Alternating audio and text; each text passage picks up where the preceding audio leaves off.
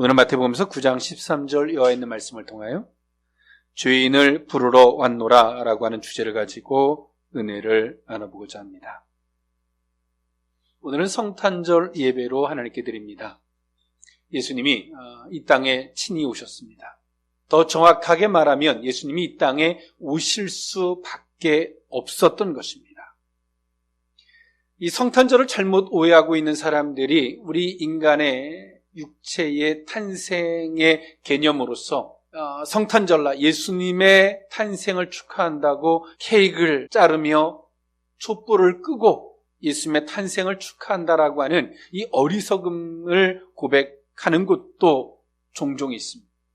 그러나 그것은 예수님의 탄생을 인간의 태어나는 것으로 동일시화해 놓은 잘못된 해석에 불과합니다. 예수님은 이 땅에 오실 수밖에 없었습니다. 그것은 우리 인간이 타락하고 더 이상 인간의 힘으로는 회복할 수 없는 그런 상태가 되었기에 예수님이 친히 이 땅에 오셔서 우리를 대신하여 십자가에 못 박혀 죽으시는 이 과정을 통하여 우리를 구원하시러 오신 것입니다. 대신 매맞고 대신 형벌을 받아서 우리에게 구원의 은혜를 주시려 오신 분이십니다. 우리 인간이 태어날 때 왜 태어나는지 알고 태어나는 사람은 아무도 없습니다. 아무것도 모르는 상태에서 태어나는 것. 즉 인간은 원죄를 갖고 태어나고 또 인간은 살면서 그 원죄에 의해서 자범죄를 범하고 살죠. 그런 인간과 예수님이 동일시한다는 것은 잘못된 인간의 오류입니다. 제발 교회에서 성탄절에 예수님의 탄생을 축하하고 케이크를 잘라놓고 이런 행사들이 이 교회에서 제발 좀 사라졌으면 좋겠습니다. 왜냐하면 성경을 오해한 것이고 주님의 탄생을 이해하지 못하는 어리석은 태도이기 때문에 그렇습니다.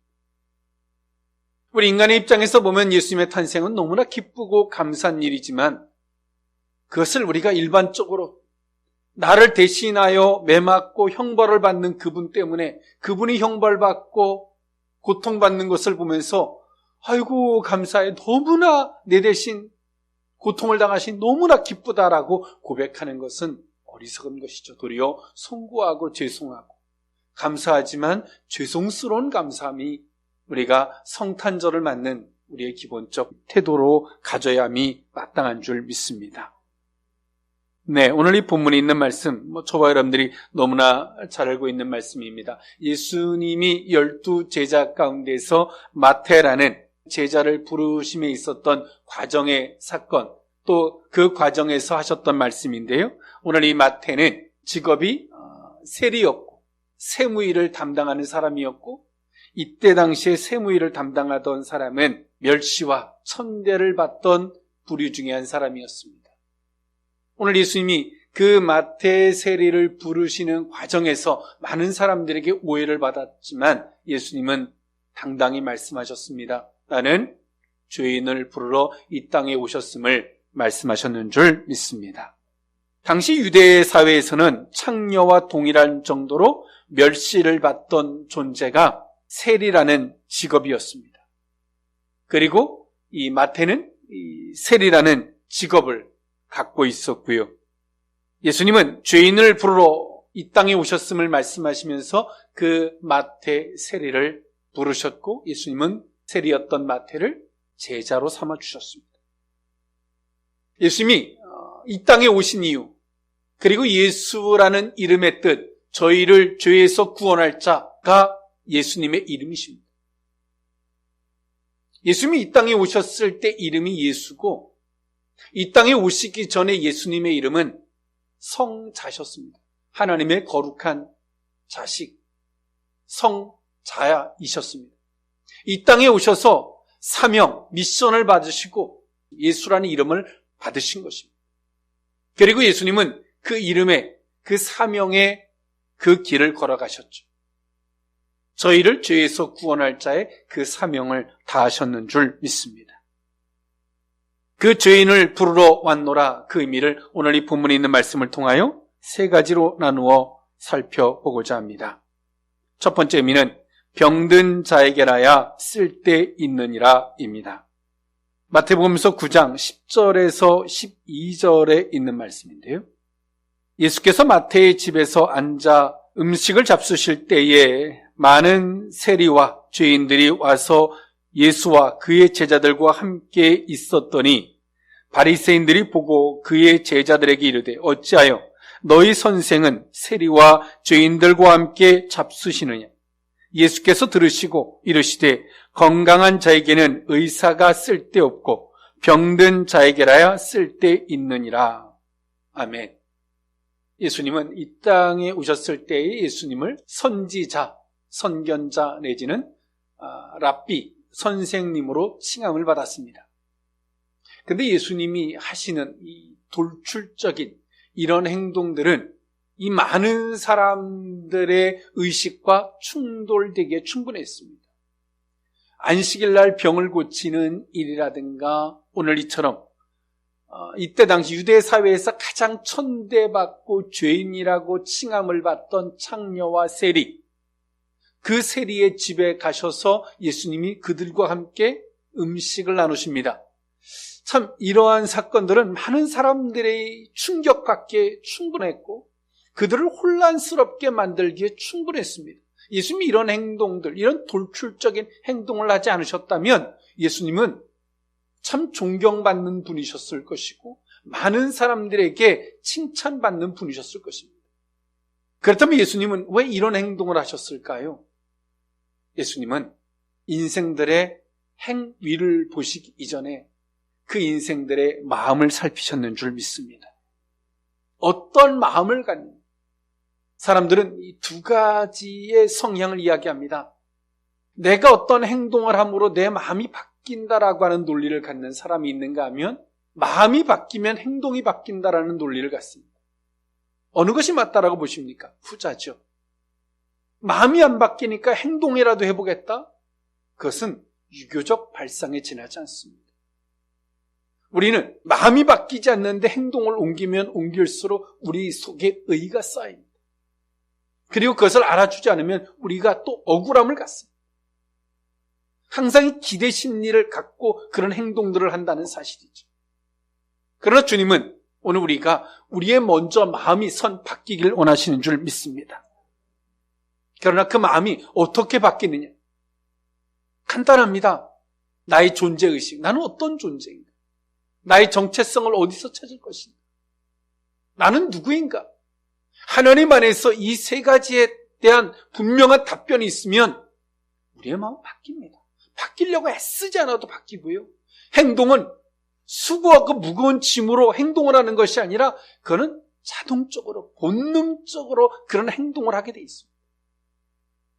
의식이 바뀌면 내가 하나님 안에서 어떤 존재인지, 내가 구원의 은혜를 받은 존재, 피조물 된 존재, 그의 은혜가 필요한 존재, 또 교회에서 우리의 어떤 소속감들, 위치, 내 정체성, 내 본분, 이 분명한 의식을 가지면 일의 우선순위라든가 무엇을 먼저 해야 하고 나중에 해야 되고 이게 뭐 시험거리가 하나님이 날 테스트하고 그게 테스트의 거리입니까? 그게 그런 의식이 되어 있지 않기 때문에 하나님이 나를 시험한다고 생각하는 겁니다. 성도의 본분이 무엇인지, 내가 하나님 앞에 구원받은 자의 그 감격과 은혜가 우선순위가 되어 있으면 그건 뻔한 거예요. 무엇을 하려고 애쓰고 힘쓰고 노력하지 않아도 그건 자연스럽게 행동이 되는 겁니다. 근데 오늘 우리는 어떤 행동이 되지 않는 것을 통해서 행동을 바꾸려고 애를 씁니다. 생각을 바꾸려고 애를 씁니다. 그러나 그 속에 이 근본적인 의식이 무너져 있다라고 하는 생각을 하지 않습니다. 오늘 예수님은 그것을 말씀하고 계세요. 오늘 예수님께서 세리의 집에 가셔서 식사를 하십니다. 가장 천대받던 사람들이고 이 세리들은 길가에서 길을 지나가는 사람들의 통행료라든가 이런 돈을 세금을 걷는데 과다하게 부과하거나 임의로 뭔가 착복하거나 그래서 많은 사람들에게 지탄을 받았어요. 근데 예수님이 그들의 집에 가셔서 식사를 하세요. 이것은 정말 많은 사람들을 혼란케 하기에 충분했습니다. 그런데 이것은 예수님이 당신이 무엇을 위해 이 땅에 오셨고 당신이 보시는 그 관점, 그 시각이 무엇인지를 오늘 이 시대를 사는 우리들에게도 그 시대를 살았던 그들에게도 주님은 그들에게 메시지를 던지고자 하셨다는 것입니다. 주님은 그들이 가지고 있는 직업, 행위 이것보다 더 중요하게 보시는 예수님의 관점, 시각은 그들이 그 잘못된 것을 내가 자각하고 있느냐, 그것을 인지하고 있느냐를 보신 겁니다. 할렐루야.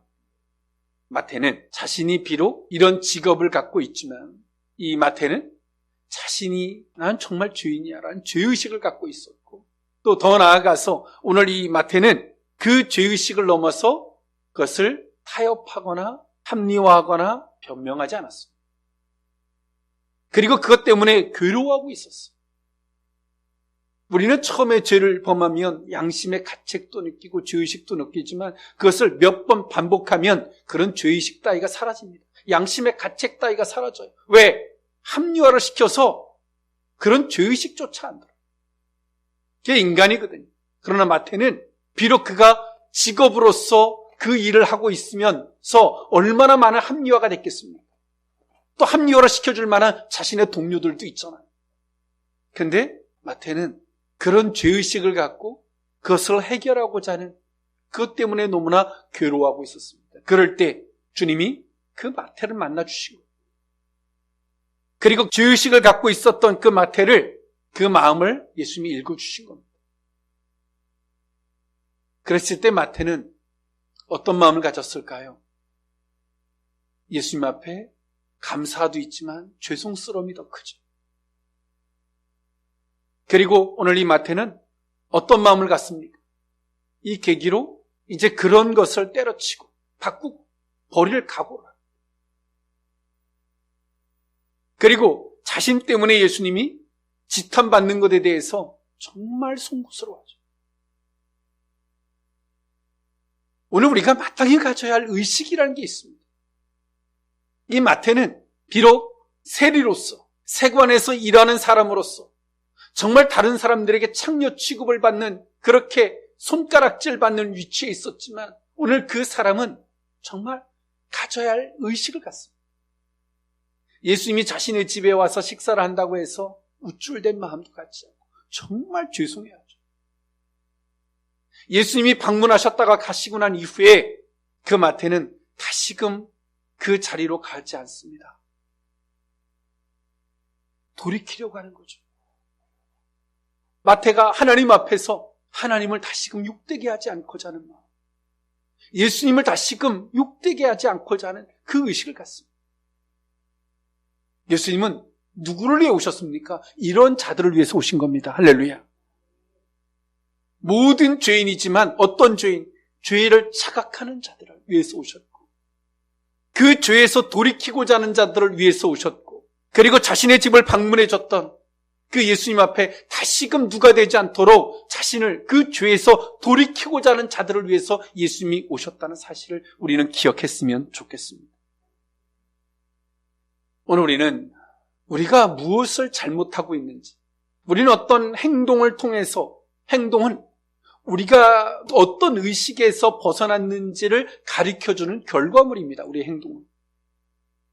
그런데 우리는 그 행동을 하면서도 우리는 자각하지 않는다면 정말 슬픈 일입니다. 유대인들처럼 자신을 스스로 건강한 자라고 착각하고 있는 겁니다. 자신의 허물을 포장하는 것과 다를 바가 없다는 것이죠. 예수님은 메시아로 이 땅에 오셨고 죄인들을 부르러 이 땅에 오셨지만 우리는 그래서 죄를 주어 파라는 게 아닙니다. 그것을 우리가 자각할 수 있어야 한다는 겁니다. 할렐루야. 그리고 그 죄에서 돌이키고자 하는 의식이 있어야 한다는 겁니다. 마태와 같이 말이죠. 그런 자들을 위해서 주님이 오셨다는 사실을 기억할 수 있기를 원합니다. 여기서는 두 가지입니다. 예수님이 바라보셨던 시각, 예수님이 이 땅에 왜 오셨는지에 대한 목적, 그렇지만 그 상대에게도, 그 수혜자에게도 수혜자가 과연 그것을 인식하고 있는지를 예수님이 보시고 계시다는 사실입니다. 그것을 자각하고 있는지. 오늘 이 마태복음서의 저자는 누구입니까? 마태입니다. 이건 본인의 사건입니다. 어찌 보면 허물일 수도 있고, 어떤 시각에서 보면 엄청난 은혜입니다. 어떤 시각에서 보면 오늘 지금 마태는 예수님의 제자요 사도입니다. 그러나 그 과거의 그 일은 정말 지우개를 지워버리고 싶은 슬픈 일입니다. 근데 마태는 그 슬픈 일에 주님이 엄청난 감격의 은혜를 베풀으셨던 것을 마태는 기억합니다. 할렐루야. 이게 신앙입니다. 이게 복음적 의식입니다. 그리고 마태는 자신의 부끄러움 위에 주의 은혜와 긍휼이 덮여졌던 것을 덤덤히 써내려갑니다. 마태복음서의 마태 자신의 일입니다. 자신의 사건이었습니다. 마태가 스스로 이것이 부끄러움이 되고 아픔으로 기억했다면 이렇게 덤덤히 써내려갈 수 있었을까요? 그렇지 않습니다. 마태는 자신이 죄인인 것도 알고 많은 사람들에게 손가락질 받았던 것도 알고 그런 자신을 향해서 주님의 은혜가 얼마나 컸던 것을 알기 때문에 이것을 적나라하게 그 은혜를, 그 긍휼을 중심으로 이 모든 걸 써내려갔다는 사실입니다. 정말 주님 앞에 내가 죄인인 것을 아는 사람은 주님의 은혜를 중심으로 보는 겁니다. 긍휼을 중심으로 모든 것들을 바라보는 것입니다. 이것이 복음적 시각입니다.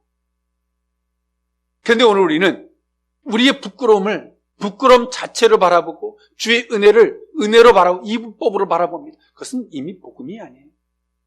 그 사람은 율법적인 사람입니다. 복음을 이해하지 못한 여전히 율법적 사람입니다. 여전히 그것을 부끄러움으로 기억하는 것이죠. 주님의 긍휼을 덧입는, 주님의 긍휼을 만나게 되는 통로요 감격의 은혜로 기억되지 못한다는 사실은 슬픔입니다. 오늘 마태라는 예수님의 사도는 이처럼 자신의 사건을 솔직 담백하게 있는 그대로의 사실로서 덤덤히 써내려가며 그는 말합니다. 주님의 은혜였고 긍휼이었습니다. 오늘 이처럼 오늘 우리가 성탄절을 맞이하여 주님이 내게도 오셨을진데 오늘 우리가 유대인의 자리에 서 있는지 마태의 세리와 같이 죄를 자각하고 죄를 해결하고자 하며 나를 만나셨던 주님 앞에 더 이상 누가 되지 않고자 하는 이런 의식이 우리에게 있는지를 한번 좀 돌아볼 수 있었으면 좋겠습니다. 죄인을 부르러 왔노라 두 번째 의미는 하나님의 뜻을 깨달아야 하는 것입니다. 마태복음서 9장 13절에 있는 말씀인데요. 너희는 가서 내가 긍휼을 원하고 제사를 원하지 아니하노라 하신 뜻이 무엇인지 배우라. 나는 의인을 부르러 온 것이 아니요 죄인을 부르러 왔노라 하시니라. 아멘. 예수님은 호세아서의 말씀을 인용해서 오늘 이 말씀을 하셨는데 하나님의 뜻이 무엇인지 그 말씀의 취지가 무엇인지를 오늘 그 말씀을 듣는 예수님을 향해서 힐문하는 그들에게 뭐라 말씀하시냐면 그 뜻이 무엇인지 가서 배우라라고 말해요. 단순하게 깨달아라 라고 하는 명령보다도 배우라라고 말씀하세요. 배우라. 누구한테 배워요? 친히 아버지의 마음을 가지고 오신 주님으로 말미암아. 할렐루야. 배우라는 거예요. 성도가 서로 교제해야 됨을 우리는 사도신경에서 고백합니다. 왜 그럴까요? 우리의 사고는 내가 생각하는 어느 한 방향으로뿐이 생각을 못해요. 정말 우리가 기도하면 성령의 힘이 입어서 우리가 사고하면 다각도적인 사고를 하겠죠. 근데 우리의 사고는 오직 한 방향, 삐뚤어진 때론 어느 한 방향으로 사고를 못해. 그래서 성도들끼리 교제하면서 다양하게 사고하는 거죠. 이 사람의 이야기를 들으면서 저 사람은 저렇게 사고할 수도 있구나. 저 사람 얘기를 들으면 저 사람은 저렇게 사고할 수 있구나. 그걸 인정하라는 것이 아니라 잘못된 사고일 수도 있지요. 그걸 인정하라는 것이 아니라 그 다양한 사고를 살피라는 거죠. 그리고 내 사고가 내 방향이 옳은지도 살필 필요가 있는 겁니다. 그러나 아버지의 그 뜻을 정확하게 아시는 분은 예수님이신 줄 믿습니다. 예수님 말씀하셨습니다. 나 외에는 아버지를 아는 자가 없다라고 말씀하셨습니다. 나로 말미암지 않고서는 아버지에게 갈 자가 없다라고 말씀하셨습니다. 즉 예수님에게 배워야 한다는 사실입니다. 이 호세아서의 말씀에 보면 호세아 6장에 있는 말씀인데요. 호세아 선지자는 이제 북이스라엘의 멸망을 넘어서 남유다까지 멸망할 것을 예언합니다. 그리고 호세아가 이렇게 말하죠. 호세아서 6장 1절에 보면 오라 우리가 여호와께로 돌아가자. 여호와께서 우리를 찢으셨으나 도로 낫게 하실 것이요 우리를 치셨으나 싸매어 주실 것입니다. 라고 호세아서는 외칩니다. 그러면서 호세아는 이렇게 말합니다. 호세아서 6장 3절에 그러므로 우리가 여호와를 알자. 힘써 여호와를 알자. 그의 나타나심은 새벽빛같이 어김없나니 비와 같이 땅을 적시는 늦은 비와 같이 우리에게 임하시리라 하니라. 호세아는 두 가지 하나님의 심판이 도래했습니다. 그러면서 바로 하나님의 또 구원의 역사가 있을 것을 하나님이 치료하고 회복시켜 줄 것을 호세아는 예언합니다. 그러면서 말하죠. 우리가 여호와께로 돌아가자. 그냥 못 가요. 여호와를 그래서 힘써서 여호와를 알자라고 말합니다. 그러면서 이스라엘 백성들의 범죄가 무엇인지를 이렇게 말해요. 호세아서 6장 4절에 이렇게 말합니다. 에브라임아 내가 내게 어떻게 하랴. 유다야 내가 내게 어떻게 하랴. 너희의 인애가 아침 구름이나 쉬 없어지는 이슬 같도다 라고 이야기합니다. 너희가 하나님을 사랑한다 하지만 하나님의 사랑이 아침 이슬과 같이 구름과 같이 금방 사라져버린다는 거예요. 너희는 진심이 아니라는 거죠. 우리는 하나님을 사랑한다고 우리가 고백합니다. 그 하나님을 사랑한다는 그 고백이 어디서부터 나왔는지가 필요합니다. 호세아는 이렇게 말해요. 먼저 선 하나님을 알자. 힘써서 하나님을 알자. 하나님을 알면 알수록 우리는 무엇을 거기서 보냐면 하나님의 사랑을 만나게 됩니다. 할렐루야. 거기서부터 내 고백하는 그러므로 하나님 제가 하나님을 사랑합니다. 이거는 안 사라져요. 하나님을 알아서 아버지를 알아서 거기 깨달아져서 그래서 하나님 사랑합니다는 안 사라져요. 내가 안 들어가 있잖아요. 그런데 하나님을 몰라요. 하나님 잘 몰라요. 근데 하나님이 나를 뭔가 잘해준 것 같아.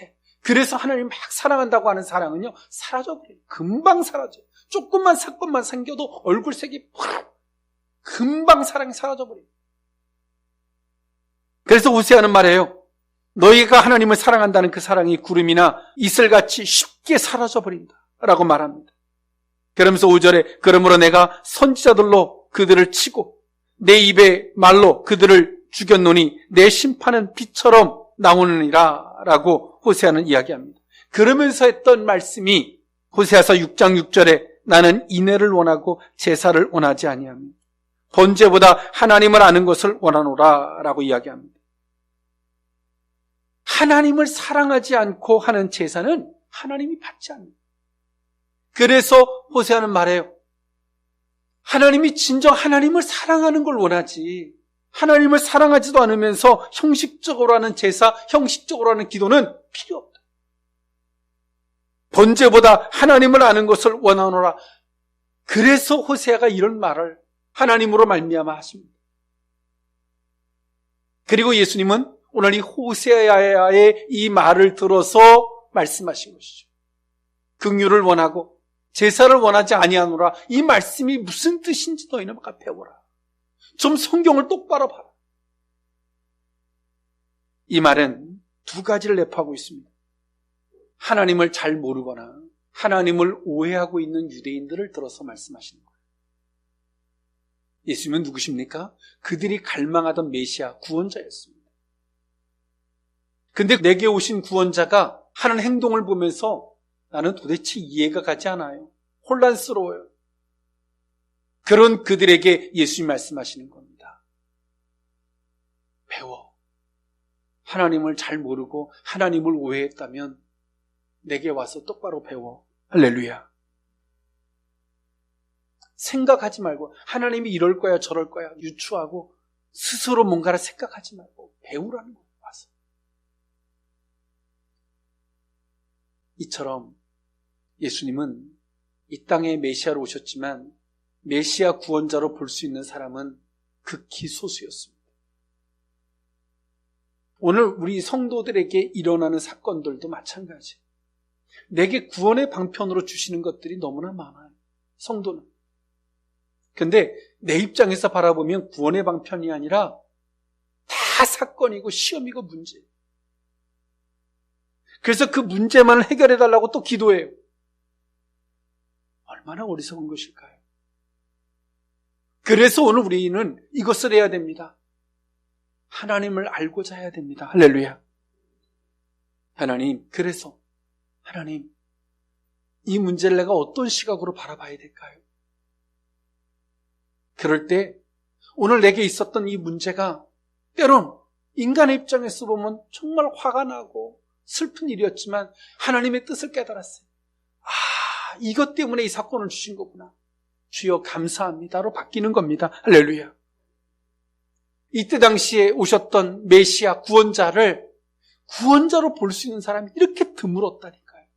우리에게 오셨던, 지금도 하나님께서 우리에게 주시는 이 사건들은 때론 메시아와 같이 구원의 역사와 방편으로 주시고 있는 것들입니다. 그렇게 보이십니까? 안 보이잖아요. 그러나 그 문제를 해결해달라고 간절히 기도만 하고 있잖아요. 그래서 기도하라는 거예요. 하나님, 이 문제를 어떻게 바라봐야 될까요? 할렐루야.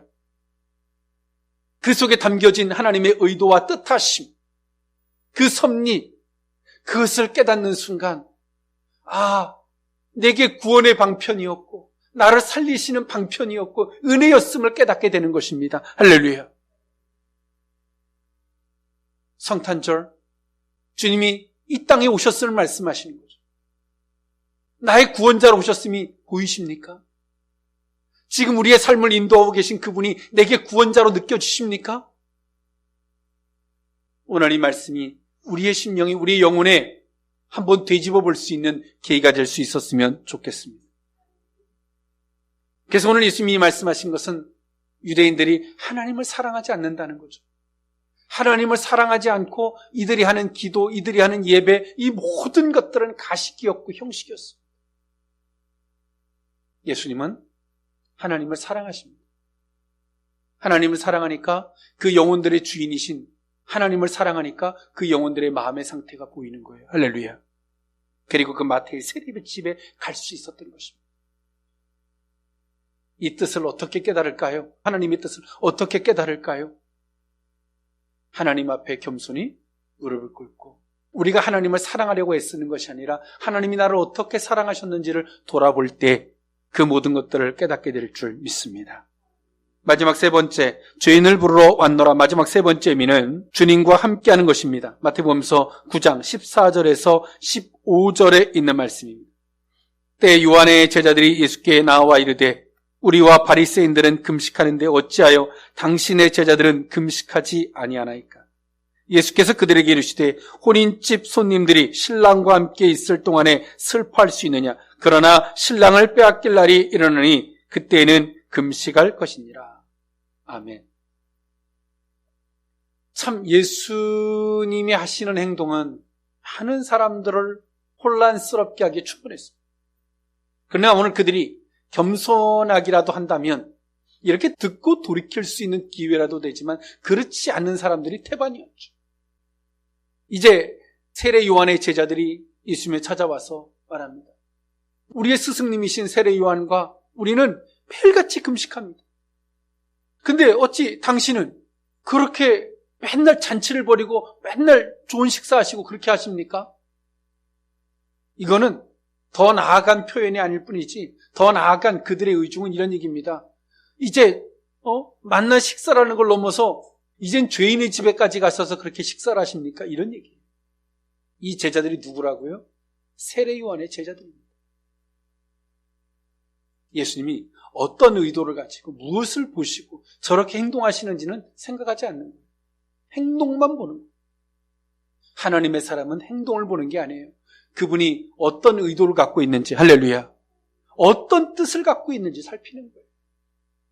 행동만 보니까 오늘 세례 요한의 제자들이 이렇게 말할 수 있는 겁니다. 억울한 거예요. 열받는 겁니다.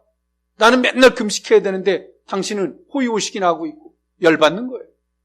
이제 호의호식도 넘어서 마태 세리의 집에 가서 그렇게 돈을 착복하고 그런 집에 가서 식사를 한다니 정말 화가 나는 거죠.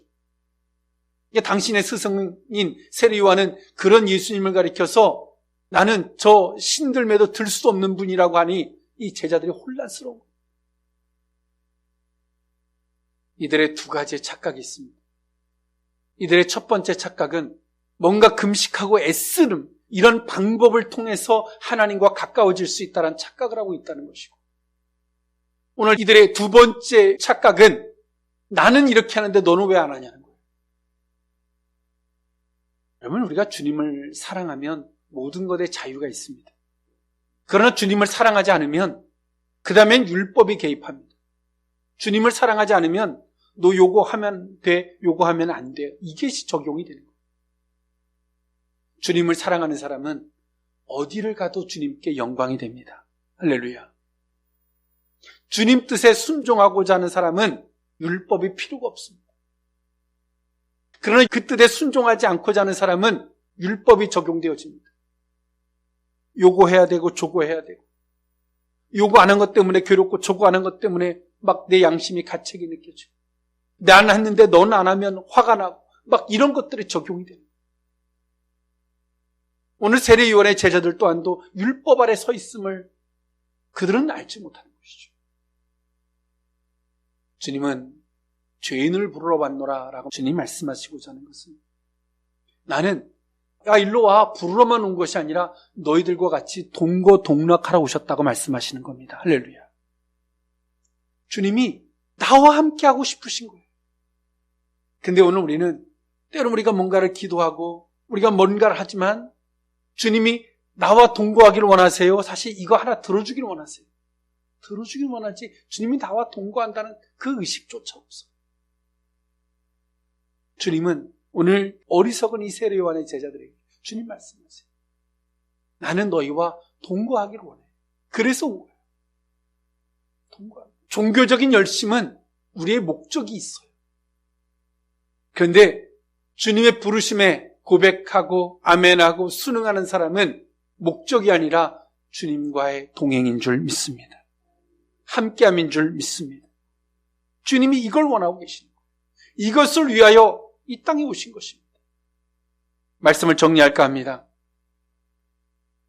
죄를 자각할 수 있고 죄에서 돌이키고자 하는 그들을 위해서 주님이 오셨고, 하나님의 뜻을 살피고 또 우리가 하나님에 대한 잘못된 오해가 있다면 주님으로 말미암아 수정받고자 하는 그들을 위해서 주님이 오셨습니다. 주님은 단순하게 부르러 오신 것을 넘어서 주님이 우리와 동거하기를 원하신다는 사실을 기억할 수 있기를 원합니다. 이와 같이 이번에 성탄절은 주님이 이 땅에 왜 오셨고 그 오신 예수님이 정말 나와 동거동락하고 있는지, 우리가 어느 자리에 서 있는지, 행위로 말미암아 우리의 마음을 바꾸려고 하고 있는지, 우리의 의식과 본분 안에서 우리가 행동에 대한 잘못된 오류를 통해서 내가 이 의식과 본분에서 벗어났구나를 자각하고 그 본분 안에서 주님이 우리와 동거동락하는, 나를 위해서 진정 오신 그 메시아 구원자 되시는 그 은혜가 있는지를 한 번쯤 되짚어 보며, 이번 성탄이 단순한 상징적 성탄절이 아닌 주님과 동거함이 있는, 주님과 동행함이 있는 복된 성탄절이 될 수 있기를 원합니다. 기도하겠습니다. 사랑의 하나님, 죄인을 부르러 친히 이 땅에 오셨음을 말씀하셨던 주님, 이 땅에 죄가 만연해지고 이제는 양심의 가책조차, 그 죄에서 돌이키고자 하는 의식조차 없는 이 시대의 완악함과 어리석음을 돌아봅니다. 하나님이여, 병든 자에게라야 의원이 쓸 데 있다라고 말씀하셨던 주님, 병든 자의 자리에서 주님을 배웁기를 원합니다. 범사에 주님이 보시는 시각으로, 그 안목으로 바라볼 수 있기를 원합니다. 우리의 시각, 인간적인 시각에서 바라보지 않게 하옵시고, 우리가 하나님을 잘못된 오해된 시각을 그 주님으로 말미암아 돌이키고 수정하기를 원합니다. 그들을 위하여 주님이 메시아로 오셨는 줄 믿습니다. 단순하게 부르러 오신 것이 아니라 우리와 동거하기 위해 오셨던 주님, 주님을 우리의 심령으로, 우리의 목적에서 기도하는 것이 아닌 주님을 우리의 심령으로 깊이 영접하여 동거함이 있는 복된 심령이 되게 하여 주옵소서. 축복하고 예수님의 이름으로 기도하옵나이다. 아멘.